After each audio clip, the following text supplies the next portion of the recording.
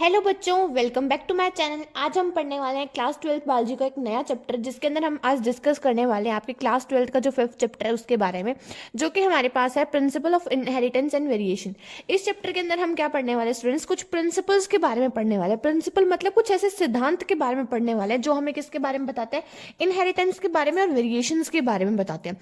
तो इसके बारे में हमें पढ़ने से पहले जानना होगा कि हमारे पास ये जो इनहेरिटेंस है ये क्या होता है और ये जो वेरिएशन है क्या टर्म्स होती है। अगर हम बात करें बच्चा पार्टी इनहेरिटेंस के बारे में, तो जो हमारे पास इनहेरिटेंस है वो इनहेरिटेंस एक ऐसी प्रोसेस है जिससे जो पेरेंट के करेक्टर है वो हमारे पास किसके अंदर ट्रांसफर होते हैं, छोटे छोटे प्रोजेनी के अंदर ट्रांसफर होते हैं। मान लो ये आपके पेरेंट्स थे, आपके मम्मी पापा, आपके मम्मी पापा के कुछ करेक्टर्स थे। ये देखो ये मम्मा पापा है, ठीक है। इनमें से कुछ करेक्टर किसके अंदर चले गए, दीज आर यू, आप हैं ये। आपके अंदर कुछ करेक्टर आ रहे हैं। मान लो आपके पापा के कलर, आंख का कलर था ब्राउन, आपके आंख का कलर भी ब्राउन है। आपकी मम्मी के कर्ली हेयर्स थे, आपके भी कर्ली हेयर्स हैं। तो मतलब वो कैरेक्टर्स आपके मम्मी पापा से किसके अंदर ट्रांसफर हो गए, आपके अंदर ट्रांसफर हो गए। इस प्रोसेस को हम बोलते हैं तुम्हारे पास इनहेरिटेंस। अब हम बात करें वेरिएशंस क्या होती हैं, तो वेरिएशंस होती हैं बच्चा पार्टी कि कितना तुम अपने पेरेंट और मतलब तुम्हारे जो मम्मी है पापा है उनसे कितना तुम डिफर कर रहे हो। द डिग्री बाय विच, इसको हम क्या लिखेंगे, तुम्हारे बहुत बार जो स्टेट वर्ड है उसमें सिंपल डेफिनेशन पूछ ली जाती है कि तुम्हारे पास क्या होती है वेरिएशन। तो this is the degree by which a progeny differ from its parents, a progeny differ from its parents. अपने पेरेंट्स से वो प्रोजेनी कैसे डिफर कर रही है कि मान लो तुम्हारे पास एक ऐसा करेक्टर है जो कि है तुम्हारी हाइट। तुम्हारे मम्मी की हाइट भी बहुत ज़्यादा टॉल थी, तुम्हारे पापा की हाइट भी बहुत टॉल थी, बट तुम्हारी हाइट नहीं बढ़ी, वो अनफॉर्चुनेटली कम रह गई। तो ये क्या होगा, तुम्हारे मम्मी पापा की हाइट का करेक्टर तुम में नहीं आ पाया, या तुम में कुछ ऐसा ऐसा चेंज आ गया जो तुम्हारे मम्मी पापा में देखने को नहीं था। उस चेंज को, उस डिग्री ऑफ हम कह सकते हैं डिफरेंस को, उस डिफरेंस को हम क्या कहते हैं, तुम्हारे पास वेरिएशंस कहते हैं। और वो ये जो तुम्हारे पास इनहेरिटेंस है, वेरिएशन है, किस किस प्रिंसिपल पे, किस किस सिद्धांत पे काम करती है, उन सब के बारे में आज हम इस चैप्टर के अंदर पढ़ने वाले हैं। तो इसको पढ़ने से पहले हम इसके अंदर बहुत सारे साइंटिस्ट के बारे में पढ़ेंगे, उनकी डिस्कवरीज के बारे में पढ़ेंगे, उनकी थ्योरीज के बारे में पढ़ेंगे कि बहुत सारे साइंटिस्ट उन्होंने हमें क्या क्या थ्योरीज दी।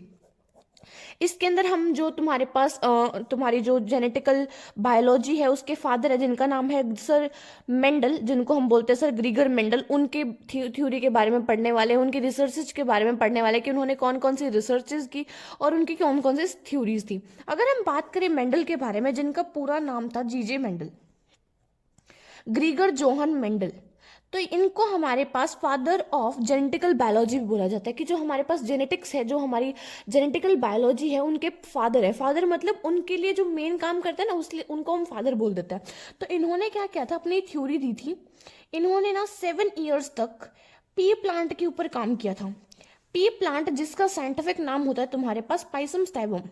क्या नाम होता है, पाइसम स्टैबम, याद कर लेना, तुम्हारे पास क्वेश्चन पूछ लिया जाता है तुम्हारे बोर्ड एग्जाम में भी और तुम्हारे पास तुम्हारे नीट एग्जाम में भी। एक्चुअली इसको हम अलग अलग अंडरलाइन करते हैं। इसका पी कैपिटल होता है, एस का एस स्मॉल होता है। ये तुमने नॉमेनक्लेचर सीखा होगा क्लास 11th के अंदर, तो इनको अलग अलग अंडरलाइन किया जाता है, इसको अलग अंडरलाइन, इसको अलग अंडरलाइन।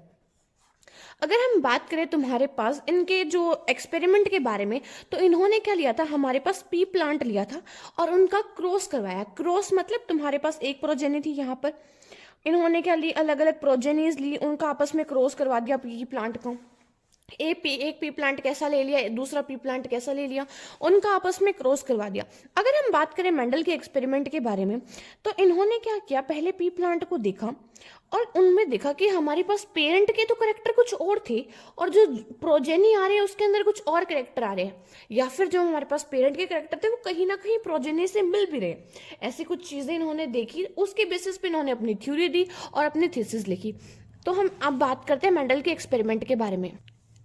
जो हमारे पास सर ग्रीगर जॉन मेंडल थे, उन्होंने अपना काम जो है, अपनी जो एक्सपेरिमेंट है वो क्या था तुम्हारे पास 1856 के अंदर। एक्चुअली तुम्हें ये जो ईयर्स है ये याद रखना बहुत इंपॉर्टेंट है। अगर हम बात करें तो उन्होंने उनका एक्सपेरिमेंट कब किया था, एक्सपेरिमेंट क्या था 1856 के अंदर, और उनका काम पब्लिश कब हुआ था। एक चीज़ होती है, एक तो काम करना और फिर उसका पब्लिशिंग होना। तो उनका काम पब्लिश हुआ उसके 7 ईयर्स बाद, मतलब 7 साल तक उन्होंने अपने एक्सपेरिमेंट किया। उनका ईयर जो काम है वो कम कंप्लीट हुआ या पब्लिश हुआ वो होता है 1860 1863 के अंदर। फिर उसके बाद ना ये एक मैथोलॉजिस्ट, एक मैथमेटिशियन थे, मैं बता दूं आपके पास, जो मेंडल थे ये क्या थे, एक मैथमेटिशियन थे। अब तुम जानते हो कि मैथ और बायो की तो कभी बनती नहीं आपस में, तो उस टाइम भी ऐसा ही कुछ हुआ। जो इनकी थ्योरी थी वो एक मैथमेटिशियन थे और इन्होंने एक बायो की थ्योरी दी थी। तो इनकी जो थ्योरी थी वो थोड़ी ज़्यादा एक्सेप्ट नहीं की गई। क्यों नहीं की गई एक्सेप्ट? क्योंकि उसके अंदर कुछ स्टैटिक्स का यूज़ किया गया था। इन्होंने कुछ स्टैटिकल एनालिसिस किया था अपने, उसके अंदर कुछ ना कुछ इन्होंने बायनॉमियल एक्सप्रेशंस का यूज कर दिया, जो बायो वालों के बस की बात नहीं है। अब जिसको मतलब मैथ ना आ रहा हो तो बेचारा बायो की तरफ जाए। हर इंसान मैथ से डर के बायो ले, ये जरूरी नहीं है, बट मेजोरिटी के केसेस में मिल जाता है ऐसा केस। तो फिर इन्होंने क्या कर दिया, मैथ का यूज कर दिया अपने बायो के अंदर। तो फिर उस वजह से क्या हो गया, इनका जो काम है पब्लिश नहीं हो पाया। बहुत बच्चे इसको अंडरस्टैंड कर पा रहे होंगे कि मैथ और बायो की नहीं बनती, तो उस टाइम इनके टाइम में नहीं बनी। तो फिर उन्होंने क्या काम किया भाई, अब इन्होंने पब्लिश कर दिया, पर इनकी हो गई डेथ। इनकी डेथ हो गई तो फिर बाद में क्या हुआ, तुमने एक बात सुनी है कि जो नोबेल प्राइज पता है किन लोगों को मिल जाता है, जो अपना काम कर जाते हैं और फिर मर जाते हैं ना, तो उनकी आत्मा को नोबेल प्राइज दिया जाता है कि भाई वो तो मर गया और उसने उसके काम को जो बाद में देखा जाता है कि वो इतना अच्छा काम करके गया है, और इतना अच्छा काम करके गया तो उसके नाम नोबेल प्राइज कर दो। अब वो थोड़ी ना रहा यहाँ पर नोबेल प्राइज लेने के लिए। तो फिर क्या किया गया, बाद में देखा गया कि बहुत अच्छे अच्छे साइंटिस्ट आए, बायो ने बहुत अच्छी अच्छी डेवलपमेंट ले ली, बहुत अच्छा अच्छा विकास कर लिया। तब जाके क्या आया, हमारे पास 3 साइंटिस्ट आए, बहुत बुद्धिमान साइंटिस्ट, जिनका नाम था तुम्हारे पास कार्ल कॉरेंस, वॉन टेस्टोमैक। याद कर लेना, बहुत इंपॉर्टेंट क्वेश्चन है तुम्हारे जो नीट एग्जाम है उसमें इस बार 2022 में क्वेश्चन पूछा गया था, और मेजोरिटी टाइम पूछ भी लिया जाता है, तो बहुत इंपॉर्टेंट है, याद कर लेना। कार्ल कॉरेंस, वॉन टेस्टोमैक, और तीसरे का नाम था ह्यूगो डिवराइज। एक्चुअली जो ये ह्यूगो डिवराइज ना, इसको तुम तुम्हारे इवोल्यूशन में भी पढ़ोगे, थोड़ा सा इसका उसका जिक्र उधर भी दिया गया है। ह्यूगो डिवराइज, इन्होंने क्या किया 1900 के अंदर, देख लो कितने साल बाद, 1900 में क्या किया, जो मेंडल का काम था उसको रीडिस्कवर किया। उन्होंने क्या कहा कि जो मेंडल हैं वो क्या है, हमारे पास सही थे कहीं ना कहीं। उन्होंने क्या कहा कि जो हमारे मेंडल थे वो बिल्कुल सही काम कर रहे थे कहीं ना कहीं, क्योंकि अब ज़्यादा हमारे पास उस टाइम क्या हुआ, जब मेंडल अपना काम कर रहे थे ना, तो उस टाइम हमारे पास जीन्स के बारे में और डीएनए के बारे में, देखो अभी काम कब हुआ है तुम्हारे पास, 1856 1863 इस टाइम हो रहे काम। इस टाइम तुम्हारे पास क्या था, डीएनए का सही से मॉडल नहीं बना था और डीएनए की सही से डिस्कवरी नहीं हुई थी, तो अच्छे से हम जान नहीं पाए थे कुछ ऐसा ऐसा काम होता है। प्लस इन्होंने ना जो हमारे पास जीन्स है उसके लिए फैक्टर नाम की टर्म का यूज कर दिया था। तो उस टाइम लोगों ने कहा था क्या होता है ये फैक्टर, कौन जानता था उस टाइम, इस फैक्टर को कोई नहीं जानता था, इसलिए उनका काम इतना फेमस नहीं हो पाया। फिर बाद में जब हमारे पास ये 3 साइंटिस्ट आए, इन्होंने क्या किया, 1900 के अंदर रीडिस्कवर किया। ये जो बहुत ज़्यादा ज़रूरी होता है, एक तो हमारे पास होता है सर्चिंग करना और एक होता है रिसर्चिंग करना। री का मतलब दोबारा सर्च हो रही है किसी चीज़ के ऊपर, तो इन्होंने क्या किया था, वैसे ही रीडिस्कवर किया था हमारे पास मेंडल का काम। इन्होंने क्या बताया कि जो मेंडल बात कह रहे थे ना, कभी कभी जब इस टाइम के अंदर मेंडल ने अपनी एक बात कही थी, वो बात बिल्कुल सही थी। फिर उन्होंने कहा कि क्या रीजन हो सकता है कि मेंडल की बात इतनी सही है, उसने कैसे, मतलब अब तुम्हें 2 चीज याद रखनी है, एक तो वो फेमस क्यों नहीं हुए और क्यों फिर बाद में उनके काम को एक्सेप्ट कर लिया। अगर हम बात करें वो क्यों नहीं हुए, क्यों नहीं हुए, क्योंकि उस टाइम मैथ की लॉजिक्स को बायो में यूज नहीं किया जाता था, और साथ ही साथ उन्होंने कुछ स्टैटिकल एनालिसिस कर दी थी जिसकी वजह से उनका यूज या मतलब उनको नहीं माना गया था। साथ ही साथ उन्होंने फैक्टर जैसी टर्म्स का और अलग अलग चीजों का यूज कर दिया था, तब उनकी बात को नहीं माना गया था। और साथ ही साथ उस टाइम ना तो फैक्टर्स के बारे में कोई जानता था, ना ही क्रोमोसोम्स के बारे में कोई जानता था, इसलिए उनकी बात को नहीं माना गया था। इतनी बात समझ में आ रही है आपको? फिर आपको याद रखनी है दूसरी बात, वो है कि उनके काम को बाद में क्यों मिल गई एक्सेप्टेंस, बाद में उनके काम को क्यों मान लिया गया। ये बात भी याद रखनी जरूरी है कि बाद में क्यों माना गया उनके काम को। फिर आएंगे उनकी अच्छी अच्छी बातें, जब किसी की बुराई करने लगो तो उसकी पूरी बुराई करो, बट कभी कभी वो लोग आपने देखे कभी तो किसी की बुराई करने लग जाते हैं, उसके साथ उसकी पूरी बुराई करते हैं, फिर जब उसके साथ लग जाते हैं तो उसकी अच्छाई बहुत करते हैं, भाई तू तो बहुत हुआ है, तू तो बहुत हुआ है। वैसे ही हमें मेंडल के साथ करना है। मेंडल के काम को हमने क्या बताना है कि उनका जो है मैट्रिक्यूलस क्या था, 2-3 पॉइंट बताऊंगे, इनको पॉइंट को याद कर लेना। मैट्रिक्यूलस रिकॉर्ड कीपिंग थी, मतलब जो उन्होंने रिकॉर्ड को मेंटेन करके रखा ना, जिस तरीके से अपने काम को बताया एकदम टिप टू एंड तक, बिल्कुल बहुत अच्छे रिकॉर्ड कीपिंग के साथ बताया। साथ ही साथ उन्होंने क्या किया था, हमारे पास मेंडल ने मेट्रिकुलस रिकॉर्ड कीपिंग की, साथ ही साथ जो उन्होंने पी प्लांट लिया था ना वो बिल्कुल सही लिया। क्यों लिया? क्योंकि पी प्लांट के अंदर हमें इतने सारे करेक्टर, कंट्रास्टिंग करेक्टर दिखने को मिल रहे हैं और साथ ही साथ उसकी जनरेशन भी बहुत कम है, इसी वजह से। फिर जो स्टैटिकल एनालिसिस उस टाइम गलत लग रही थी ना लोगों को, वो स्टैटिकल एनालिसिस क्या लगने लग गई उसको, बहुत सही लगने लग गई। कैसे मैम? बाद में लोगों ने एनालाइज किया कि इस तरीके से अगर हम स्टैटिकल एनालिसिस लेके चलेंगे किसी भी चीज़ की तो उसको याद रखना बहुत आसान हो जाएगा।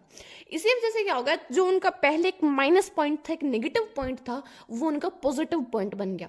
फिर अगर उसके बाद हम बात करें और कौन कौन से पॉइंट हम याद रख सकते हैं इसके अंदर, तो इसके अंदर यू कैन जस्ट राइट कि उनके जो मैथमेटिकल लॉजिक्स थे उनको मत लिखना एक बार, क्योंकि पहले तो तुम उसकी बुराई कर रहे थे, उसमें मैथमेटिकल लॉजिक्स लिख दिया, अब भी तुम मैथमेटिकल लॉजिक लिख दोगे तो वो थोड़ा सा ऑड लग सकता है, बट तुम स्टैटिकल एनालिसिस का यूज दोबारा कर सकते हो।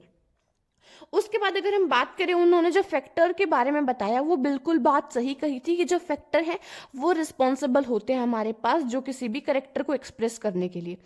करेक्टर को एक्सप्रेस करने के लिए हमें क्या चाहिए? फैक्टर। फैक्टर कौन है हमारे पास? जीन्स। उस टाइम बात ये पता नहीं थी, बट उन्होंने इतनी जल्दी प्रिडिक्शन कर दी थी, इसलिए हम उनको बोलते हैं प्रिडिक्शन ऑफ फ्यूचर। जो उन्होंने प्रिडिक्शन की थी ना फ्यूचर की, भाई ये होगा, वो बिल्कुल सही थी।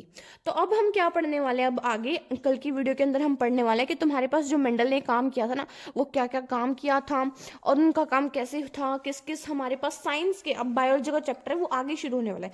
आज तो हमने सिर्फ आपको बेसिक्स बताया कि क्या क्या मेंडल थे, कौन कौन थे, और इन 3 साइंटिस्ट के बारे में याद रखना, ये बहुत ही इंपॉर्टेंट है। मैंने जैसे कि तुम्हें बताया था नीट एग्जाम में क्वेश्चन पूछ लिया जाता है। मेंडल की ईयर को याद रखना कि उनका जो है एक्सपेरिमेंट शुरू कब हुआ था हमारे पास 1856 के अंदर, पब्लिश कब हुआ था 1863 के अंदर। बिल्कुल याद रख लेना जो जो तुम्हारे पास ईयर है, बहुत इंपॉर्टेंट है। साथ ही साथ तुम्हें क्या क्या याद रखना है कि उनका काम उस टाइम, उसके काम को जो मान्यता, एक्सेप्टेंस क्यों नहीं मिली थी और बाद में क्यों मिल गई थी, ये पॉइंट भी तुम्हें साथ साथ याद रखने हैं, बहुत इंपॉर्टेंट है। आज के लेक्चर में तुम इतनी बात इंपॉर्टेंट याद कर लोगे ना तो तुम्हारे पास शायद तुम्हें 2 मार्क्स तुम्हारे जो बोर्ड एग्जाम के वो मिल जाए। 2 मार्क्स का बोर्ड एग्जाम में से इसमें आ जाता आज के लेक्चर में से। बाकी का जो मेन चैप्टर वो हम कल की वीडियो में शुरू करने वाले हैं बच्चा पार्टी। तो आज के लिए बस इतना ही, मिलते हैं आपसे नेक्स्ट वीडियो के अंदर, तब तक के लिए बने रहे हमारे साथ। और अगर आपको मेरी वीडियो पसंद आई हो तो उसको लाइक किए, और अगर आप मेरे चैनल पे नए हैं तो मेरे चैनल को सब्सक्राइब करना बिल्कुल मत भूलिए। तो ठीक है, थैंक यू, मिलते हैं आपसे नेक्स्ट वीडियो में।